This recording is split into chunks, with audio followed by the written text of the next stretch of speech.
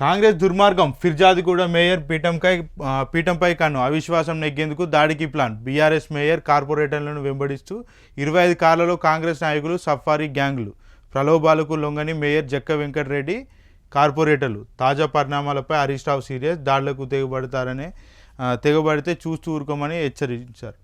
Peerzadiguda mayor పీఠం కోసం Congress party దుర్మార్గంగా వ్యవహరిస్తుంది. ఎలాగైనా అధికారాన్ని చేజిక్కించుకోవడానికి అడ్డమైన దారులను తొక్కుతుంది.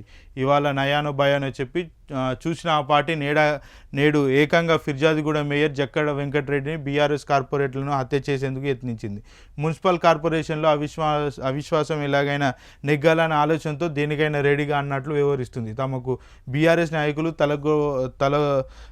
తలొగ్గకపోవడంతో దాడి చేసేందుకు యత్నించారు. కాంగ్రెస్ పార్టీ నాయకులు ఔటర్ రింగ్ రోడ్డుపై 25 కార్లతో అనుసరిస్తూ వాటిని భయభ్రాంతులకు గురిచేస్తున్నారు.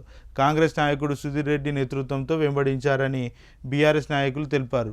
ఔటర్ రింగ్ రోడ్డుపై ఎక్కడ ఆగితే అక్కడ తమపై దాడి చేసేందుకు చూశారని కానీ త్రుటిలో తప్పించుకున్నామని తెలిపారు. ఒక పక్క ఇదంతా జరుగుతున్నా పోలీసులు మాత్రం స్పందించలేదని వాపోయారు. కాంగ్రెస్ నుంచి తప్పించుకున్న అనంతరం మేయర్ జక్క వెంకటరెడ్డి మీడియాతో మాట్లాడుతూ ఈరోజు ఔటర్ రింగ్ రోడ్డుపై నన్ను నా సహచరుల కార్పొరేటర్లను కిడ్నాప్ హత్యకు సుపారీ గ్యాంగ్ ద్వారా కాంగ్రెస్ యత్నించింది. అయితే కుట్రలు విఫలమయ్యాయి. సుమారు 25 కార్లతో వచ్చిన కాంగ్రెస్ నాయకులు 50 మందికి పైగా సుపారీ గుండెలో ఔటర్ రింగ్ రోడ్డుపై గంటన్నర సేపు మేము ప్రయాణిస్తున్న వాహనాలను చేజింగ్ చేశారు. మా కాలను యాక్సిడెంట్ చేసే ప్రయత్నం చేశారు. భయభ్రాంతులకు గురి చేస్తున్నట్టయితే ఇక్కడ ఎవరైతే ఫిర్జాదిగూడ చెందిన మేయర్ ఎవరైతే ఉన్నారో వెంకటరెడ్డి ఆయన నిన్న రాత్రి అయితే మీడియా సమావేశం నిర్వహించి చెప్పడం జరిగింది. ఇది రేవంత్ రెడ్డి పాలన ఎట్లున్నా అనేది ఉదాహరణ చెప్పుకోవచ్చు.